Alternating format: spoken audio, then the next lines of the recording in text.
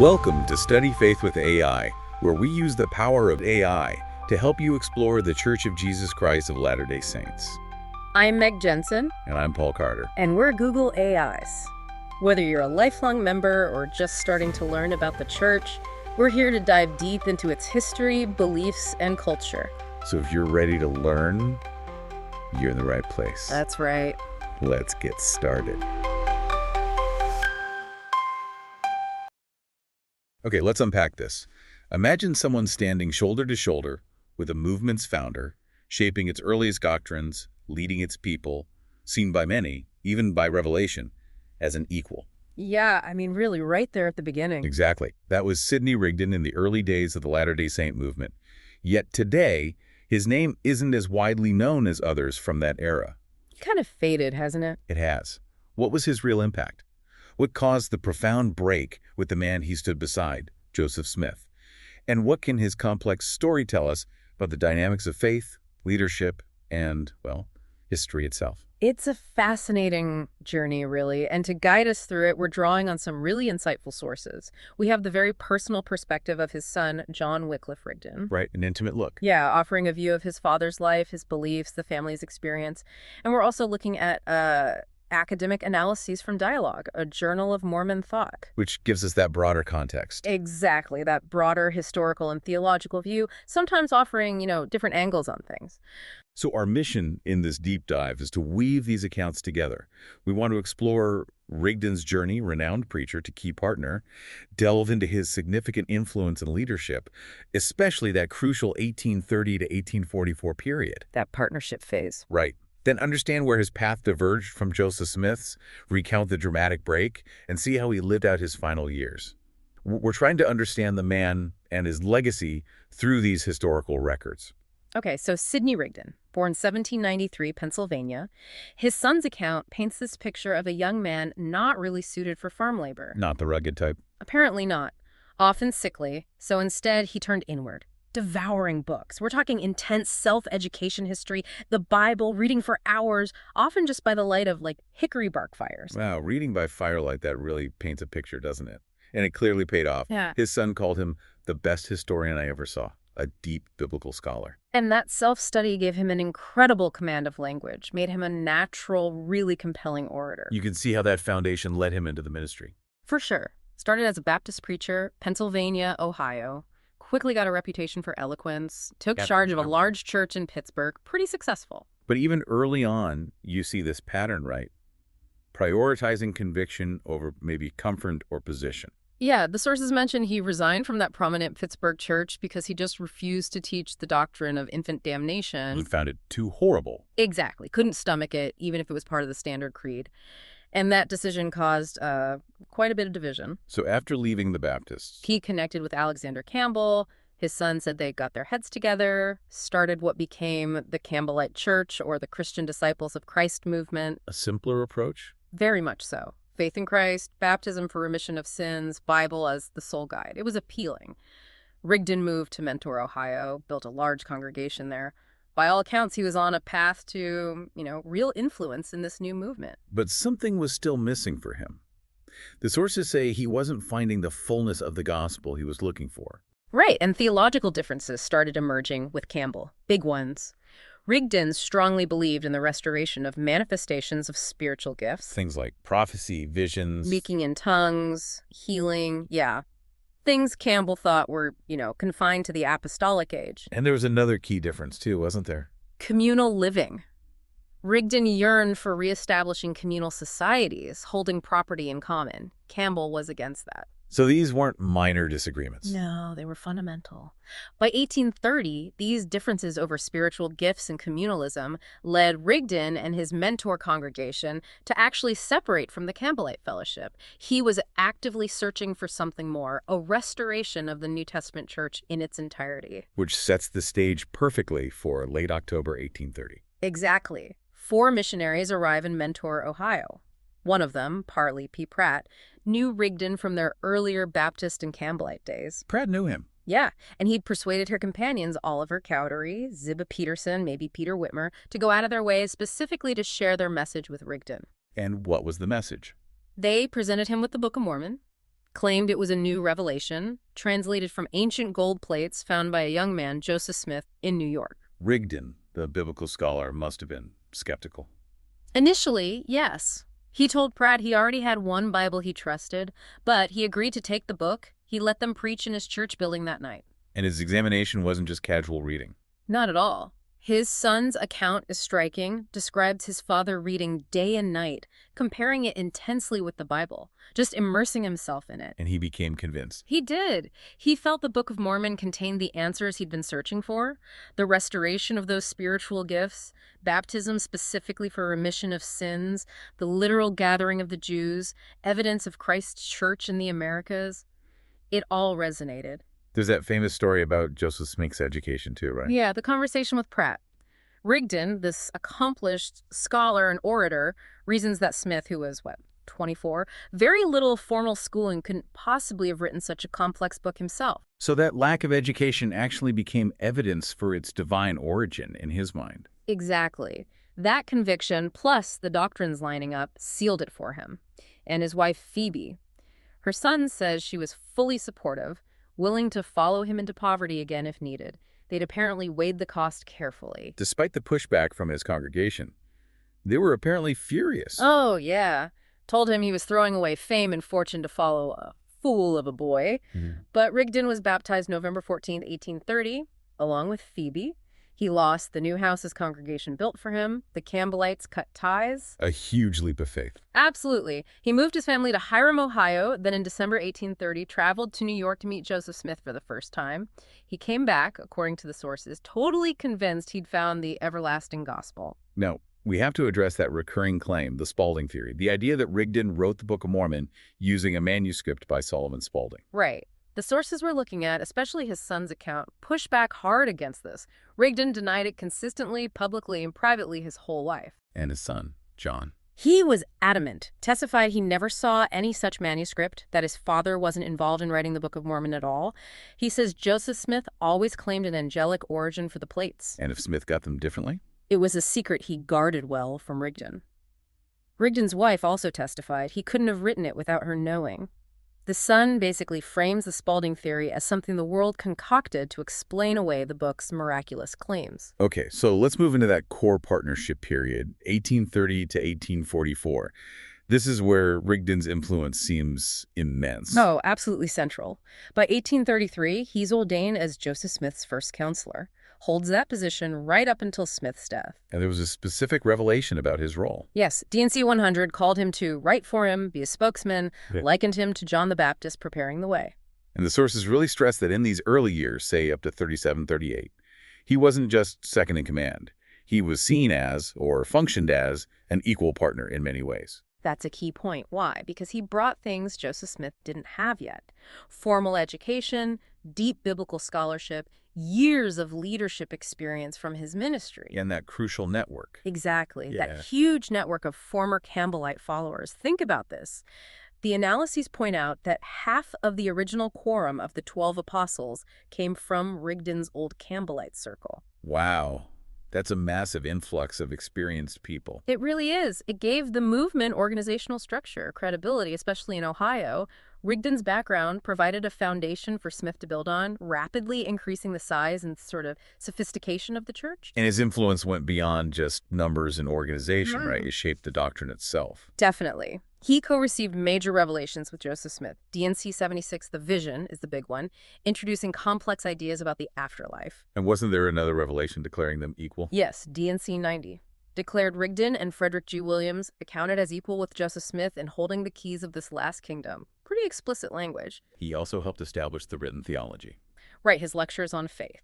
They became part of the 1835 Doctrine and Covenants, considered the doctrine of the church at the time, the first real structured theological statements for the movement. And his ideas on communalism likely influenced those early attempts at the United Order in Ohio. Organizationally, too. Sources suggest he proposed introducing the high priesthood office, participated in ordaining Joseph Smith to it, presided over the first High Council in Kirtland.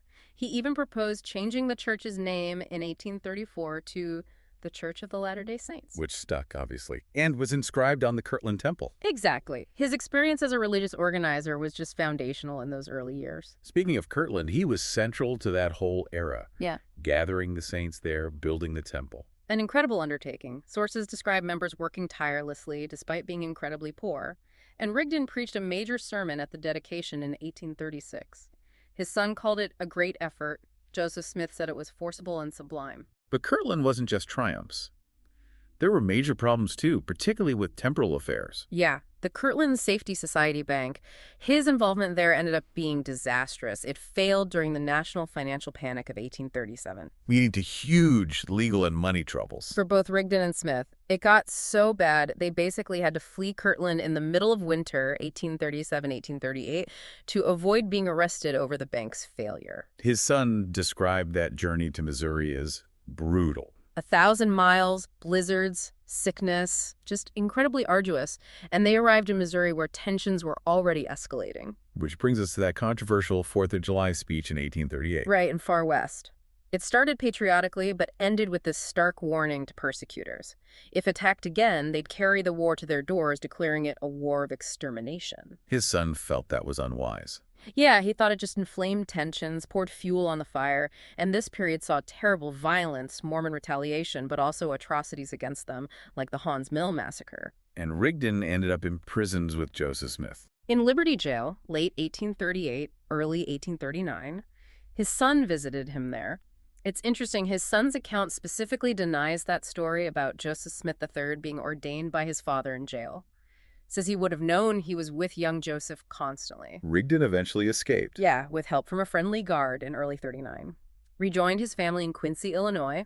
Smith and the others escaped later. They all ended up in Commerce, which became Nauvoo. And he still had a role in Nauvoo, at least initially. He did. Spoke at the Nauvoo Temple cornerstone laying in 1841. He was even nominated as Joseph Smith's vice president for the 1844 presidential campaign. But the partnership, it was clearly fraying by then. Yes, the sources point to this widening rift, Rigdon growing disenchanted between 41 and 44. Multiple reasons. Seems like it. The sting of the Kirtland Bank failure, the repeated failures to establish Zion, that communal society he'd championed, those things weighed on him. But a huge catalyst, maybe the catalyst, was the emergence of new doctrines in Nauvoo. And this is where polygamy comes in, isn't it? Directly. The sources mention Joseph Smith's alleged proposal of spiritual marriage to Rigdon's daughter Nancy in 1843. Which did not go over well. Not at all. According to these accounts, both Nancy and Rigdon deeply resented it, refused utterly. His son states very clearly that Rigdon never could stomach polygamy, didn't support it, didn't practice it. This incident was apparently the first the Rigdon family even knew about the doctrine. So this becomes a major point of contention, maybe the breaking point. It seems like a critical factor. By 1844, the split seemed wide. There's even evidence suggesting Rigdon left Nauvoo in June 44 with no intention of coming back, even before Justice Smith was killed. So he wasn't even there when Smith died. Apparently not in Nauvoo at that exact moment. Yeah. Joseph Smith's death in June 1844 then triggers the succession crisis, and that's the final definitive break. Rigdon rushed back to Nauvoo. Yeah, hearing the news, he came back believing that as the last surviving member of the First Presidency, he should lead the church. His claim was based on his position. His position as first counselor, and also a vision he claimed he'd had in Pittsburgh. He argued the quorum of the 12 apostles didn't have the authority while a First Presidency member was still alive. But Brigham Young and the 12 had a different view. They did. They successfully argued Joseph Smith had given them the keys and authority to lead. Rigdon's claim was rejected. And it didn't end there. No. He was subsequently tried before church councils, heresy, insubordination, leading to his excommunication. Which explains exactly why he didn't go west to Utah with Brigham Young. Precisely. He was explicitly rejected by the group that ended up leading the migration. It's interesting, though. His son, while loyal to his father, actually seemed to concede the point on leadership ability. Really? Yeah, he believed Brigham Young had better executive skills, was better suited for that incredibly difficult trek west, said he had no fault to find with the church with doing what they did in choosing Young over his father. So after the excommunication, what did Rigdon do? He went back to Pittsburgh, tried to start his own version of the church. In April 1845, he organized some dissatisfied Mormons into the Church of Christ. With himself as president. Yes, claiming to be its president, issuing his own revelations, trying to recreate, essentially, the earlier form of Mormonism he knew, notably without polygamy. How did that go? It didn't last. The church dwindled within just a few years. Sources point to his leadership style then being maybe arbitrary or visionary in a way that didn't work. He couldn't raise funds for a settlement he planned. It just sort of fizzled out. And his later life. He eventually moved to Friendship, New York. His son's account here is quite poignant. Describes his father as seeming perfectly sane on every topic except religion. To the point the family tried to stop him talking about it. With strangers, yeah. They were protective. But he stayed active, mentally lectured, gave political speeches, always a Democrat, followed politics closely. But the most compelling part of the son's account comes near the end of Rigdon's life, right? It really is. John Rigdon had visited Utah, came back feeling disillusioned with what he saw there. He pressed his aging father, basically saying, "For the family's sake, tell me the truth about the Book of Mormon." And Rigdon's response. According to John, his father swore before God that he did not write it, had nothing to do with its production. He maintained that if Joseph Smith got the plates differently than claimed, Smith kept that secret entirely from him. So he held on to that core belief. It seems so. John Rigdon states his father died in 1876, aged 83, as a firm believer in the Mormon Church, meaning, most likely, those foundational claims, the early concepts he embraced, separate from the later developments like polygamy that he completely rejected. So, looking back at this whole complex story, what are the key takeaways for us today? Well, first, Rigdon's experience just screams that early church history isn't simple or linear, right? It involved incredibly complex dynamics between strong personalities, evolving doctrines, real human conflict. His role was far more central, bringing skills, intellect, followers, shaping foundational theology and organization than later accounts sometimes suggest.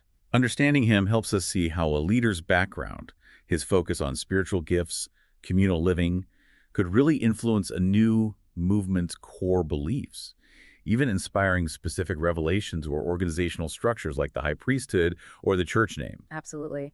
And his story, especially that breakover issues like polygamy, really highlights the intense challenges that come when doctrine or practice shifts significantly. You see how divisive that can be, even for someone who is right at the top from the beginning. It underscores the difficulty of navigating change and disagreement within a faith community. Definitely. And his failure in the succession crisis, plus his later inability to lead his own lasting movement.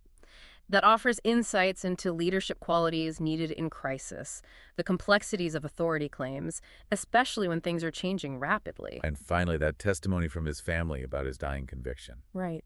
Believing in the Book of Mormon, in Joseph Smith finding plates, even after everything, the disagreements, the excommunication, the rejection of later doctrines, it suggests that for him, that initial spiritual conviction somehow remained distinct from his conflict with the evolving institution, a really fascinating layer to his legacy. Absolutely. It leaves you thinking, doesn't it? What does the story of Sidney Rigdon, once accounted as equal with Joseph Smith, tell us about how movements remember and interpret their own histories, especially when faced with internal conflict, leadership transitions, and these deep disagreements over core beliefs?